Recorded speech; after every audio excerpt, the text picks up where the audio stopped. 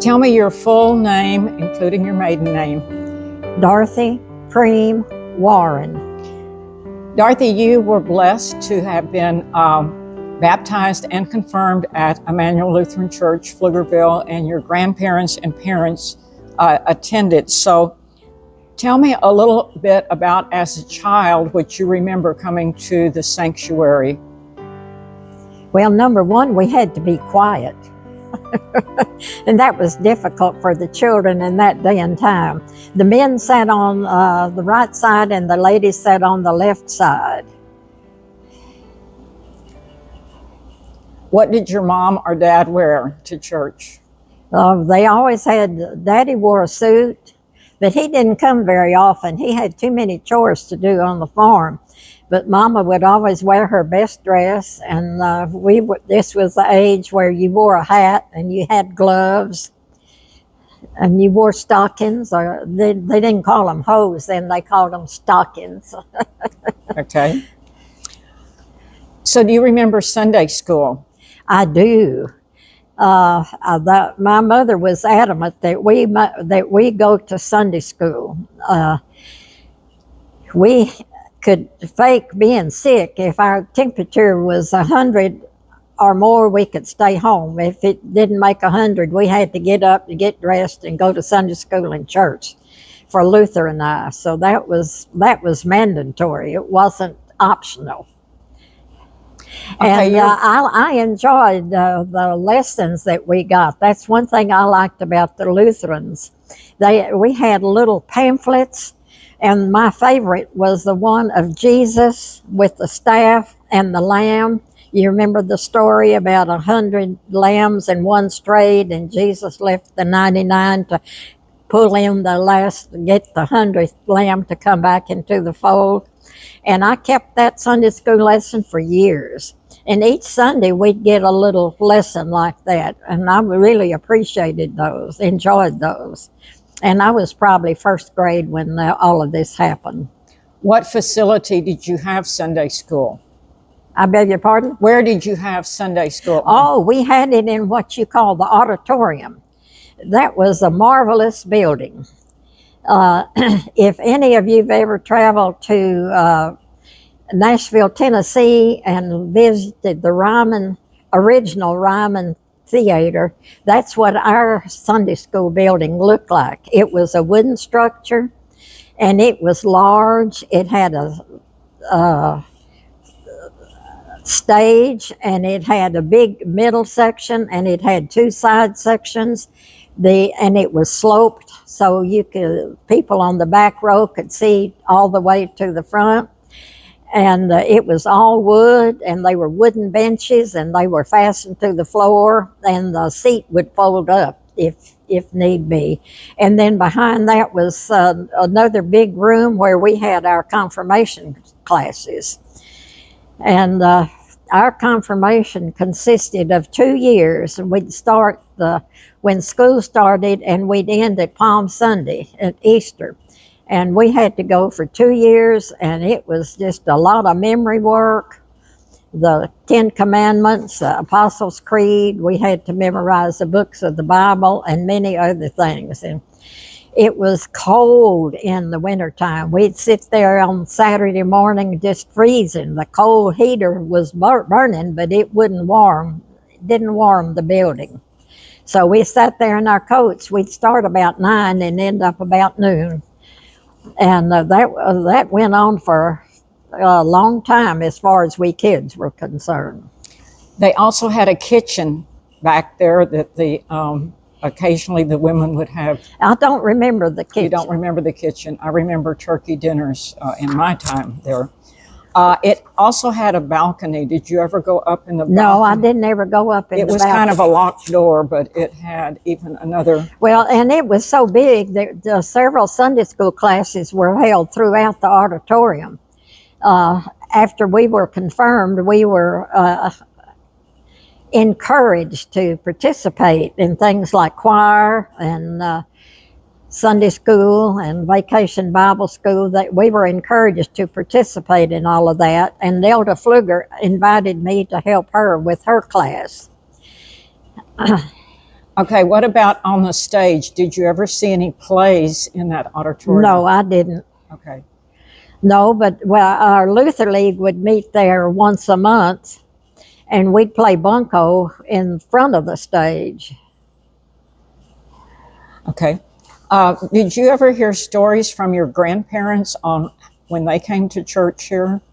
Your grandmother? No, not really. They Okay. didn't really like to divulge much information. Okay. When they immigrated, they considered they came into Texas, but in doing some genealogy, I found out the Preem family went through immigration in Baltimore, Maryland, and then apparently a ship brought them down to Galveston because they assured me they came in the port of Galveston. But they didn't like to divulge much information. They'd say, "Don't ask me anything else." Okay, I want to talk a little bit about your brother Luther. Luther Preem was he was a servant of the Sunday school and a superintendent for many years. Can you? He was superintendent for about 25 years, and he was one of the ones who helped build the first educational building. The men did all of the building, and that building is actually where the office space is right now, in the music Yes, room and the yes, parlor. That was yes. the first. that was part of, and it was remodeled when we built the new day school. So, Dorothy, you Correct. were you served on the church council. Tell us what the council was like at that time, where your meetings were, and some of the issues that you were faced with. Well, I went on the council in 1999, and my first year on the council was a learning experience. We had a lot of problems. The president of the council job moved him to Houston, so we had to, in the midst of a church year, we had to try to find another council president. And then we got Steve Chrisman, and he filled out that first year, and then he was president of the second year I was on the council. And the second year I was on the council, I began to get acquainted with the committees. I always like to figure out how the thing operates. So I was very curious how all of this went together, and I really enjoyed the committee work. My nephew Jerry Preem got me started on long range planning, and to this day that's still my favorite committee. And that's where we came up with the idea that the day school needed to be expanded, and we needed to build a new building. So we got started on that, and we had a big building committee, and we finally ended up building a very nice campus now, up to and including a gym. A lot of the congregation didn't like the gym, but we felt like it was better to have a gym for the children to go to, and I told them I would rather pay for something on the building committee instead of paying for a jail to put the young boys in there. I'd rather have them come to the gym and play basketball. And the day school, when it was formed, it was actually the first daycare or day school in the city of Pflugerville, and for many years, it was the only Christian day school that was available. And the gym, which had a hardwood floor, was the only other gym than what the school facility provided for the community. Any other things about the council that you would like to share? Well, I think everybody should, if they're invited to run for the council, I think they should do it. It's a great experience. You learn more about the operations of the Lutheran procedures, and then you learn more about what's going on in your own congregation, and it's worth your time and effort to spend it there.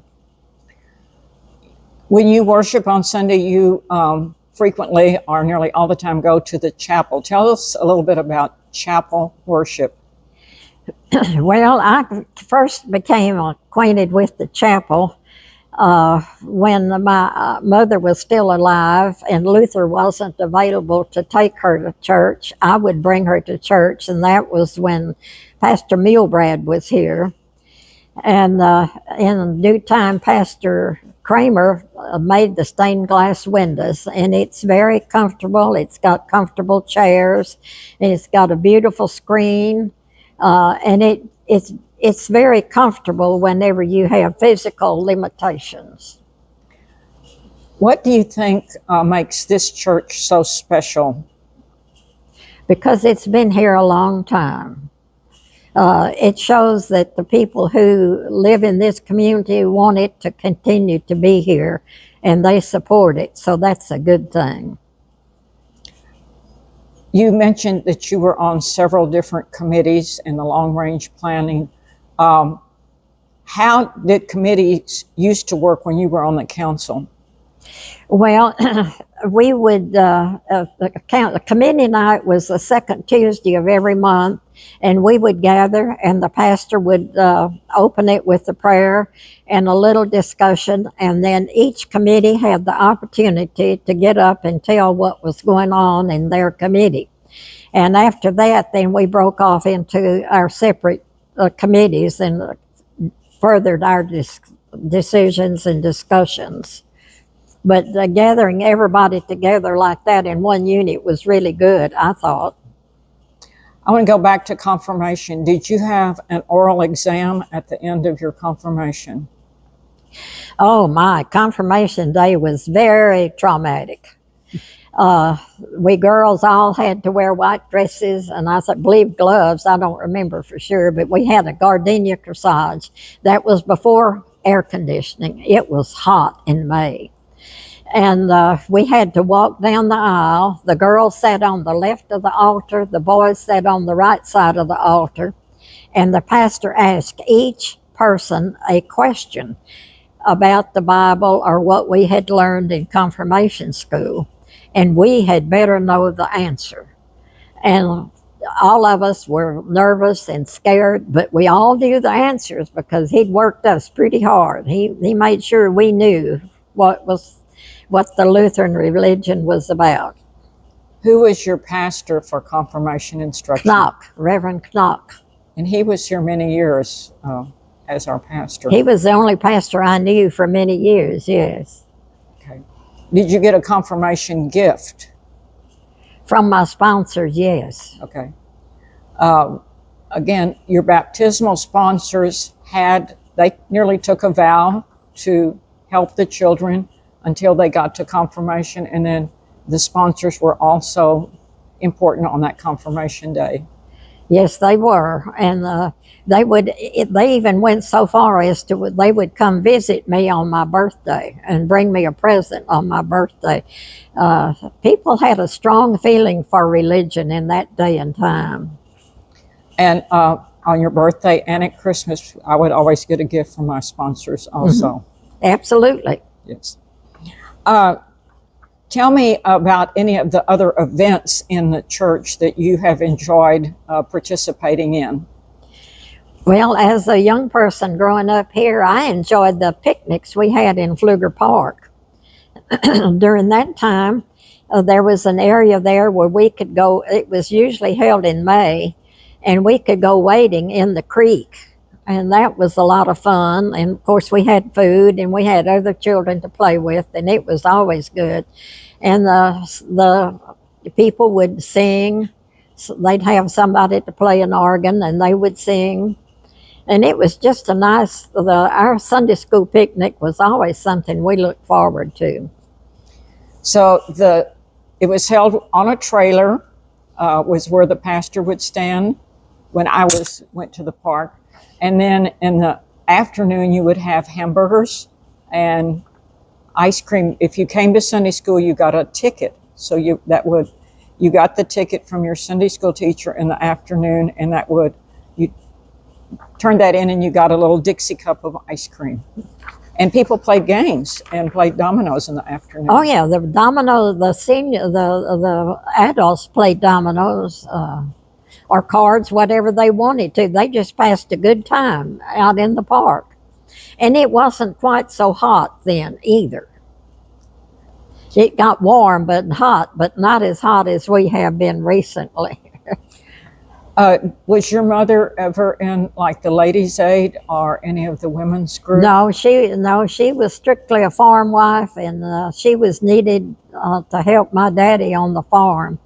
We had Daddy had some help in the early 30s after at the Depression, and the black couple left when he got a job outside of the farm, and when he left, my mother was the farm helper. And I had to learn to cook at an early age. I had a choice of learning to milk cows or to cook. So I thought, oh boy, you milk cows twice a day. Cook, you got to cook 3 times a day. So I thought I was going to milk the cow. I did it once, and I said, no, I'm going to have to learn to cook. I can't do the milk the cow. So that's how I learned to cook. You've seen over your 90 plus years, we've used different hymnals in the church. Absolutely. Okay, tell us about your first hymnal and then any others that you might remember. Well, we had part of what we did at confirmation was memorize some of the words to the hymnals. You know, that was part of it. But they were just old time religion songs. They were not so much geared to each specific verse in the Bible or something like they are now. Now the pastors choose one that relates to the message that he's delivering. So in the old days, you had pretty much the same songs. Okay.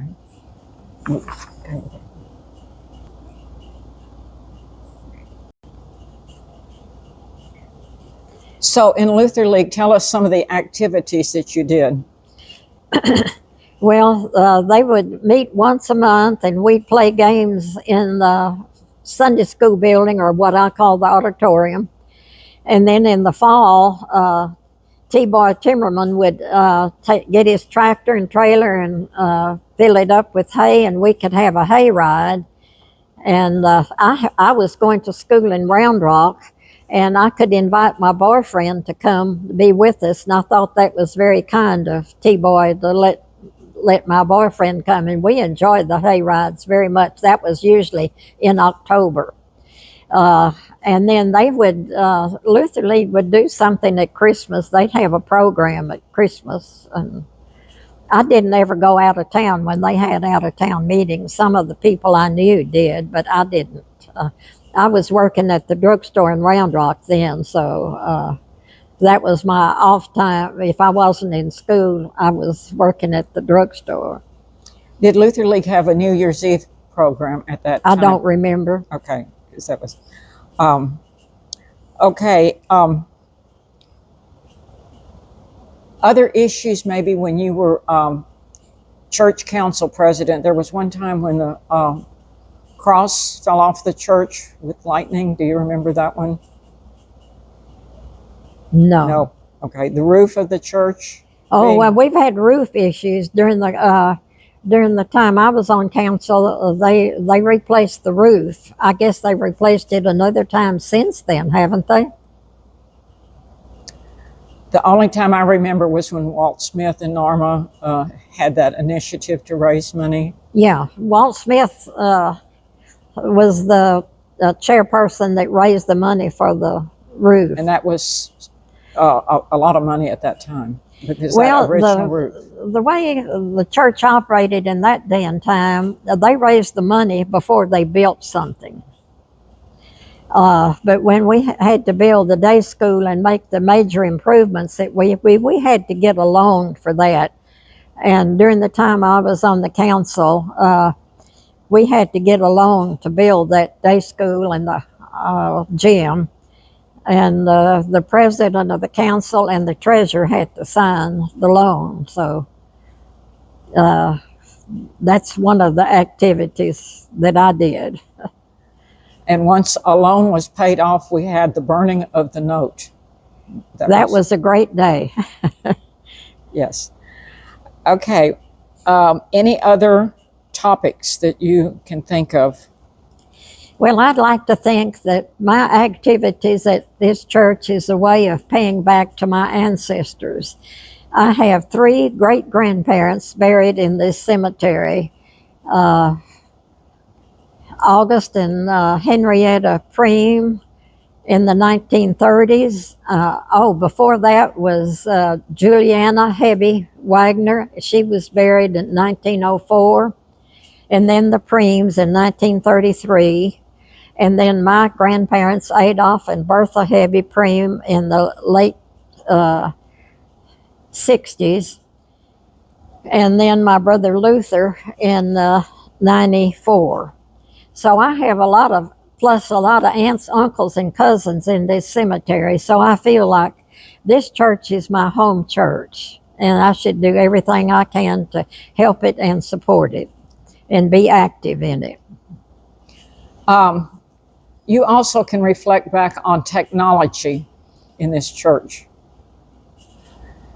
The first computer that came in, and then the pandemic. You want to say anything on how you feel on adjusting? The pandemic was awful. The pandemic is awful. It was awful for the whole world, and especially Texas and the United States. It separated us. And it's nice to watch the program on your computer or your whatever device you have. But to me, it's more religious to go in person and put your daily activities aside and sit down and worship and do some meditation. Think about what you're doing and where you're going, what you want to do, and ask God for guidance. And it's just a completely different venue when you come to church as opposed to watching it at home. How about bulletins? You want to talk about bulletins? Oh, well, we used to have colored bulletins. And they were small, and Yes. we didn't have all of the information in them. all the information there. You had to look at the hymns were posted in the sanctuary. They were posted on a board, and you could look up the number in the hymnal. And you were expected to do that when the organist played the hymn, so you'd know the tune when you got time to start to sing. And the bulletin has changed greatly. It has pros and cons. Part of that change came again during Hurricane Katrina, when we got a lot of folks moving that came to Central Texas for relief. And when they wanted to come to worship, they were not necessarily Lutheran, but for them to find their way through our hymnal with all the liturgy at that time, then it became more important to put more component parts into the bulletin so that the visitors could follow more easily. And it was the bulletins used to be just one page folded over. Everything you needed to know was right there. But then you had to, when the others came and you didn't know how we conducted a worship service, they expanded the bulletin. That was during Pastor Tom's tenure here. What do you remember about the church basement? Anything? Sometimes we would have the opening in the basement, and everybody, like if you were in grammar school and under, you would go to the basement for an opening, and there would be somebody to play the piano, and you'd sing a simple song. And then if you had a birthday, they'd sing happy birthday. And then after that, if it was your birthday, you walked up to the front and put in a penny for every year that you were old. For instance, if you were 5 years old, you put in 5 pennies. If you were 10 years old, you put in 10 pennies.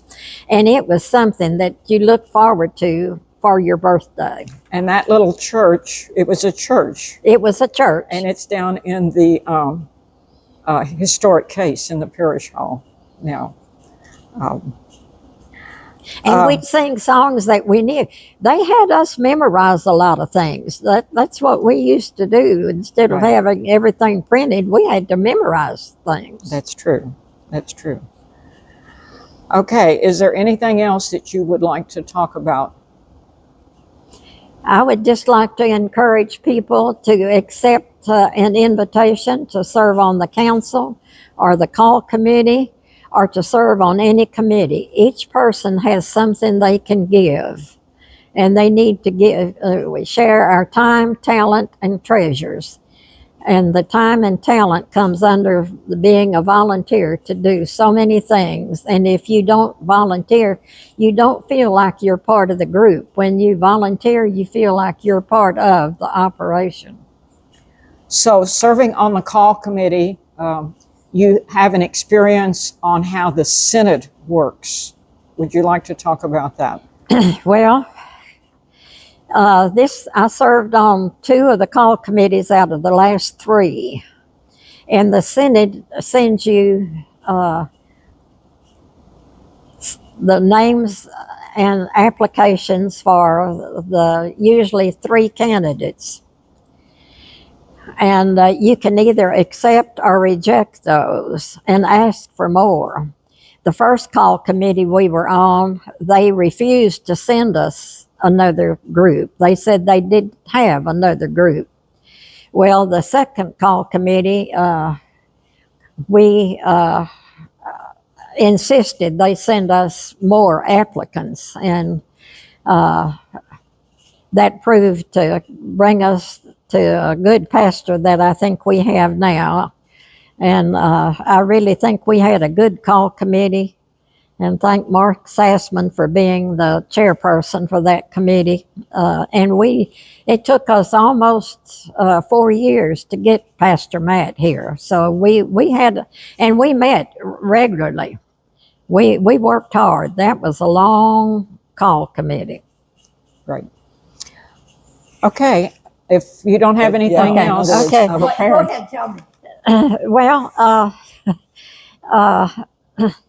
I married my high school sweetheart, and Daddy didn't want to give me away in his church. He was Methodist, and I was Lutheran. Well, he didn't like the Lutherans because he thought they were too much like the Catholics. So in Round Rock, we were a small community, and the Baptist preacher and the Methodist preacher worked together, and they took care of us with a lot of teenage activities to keep us out of trouble.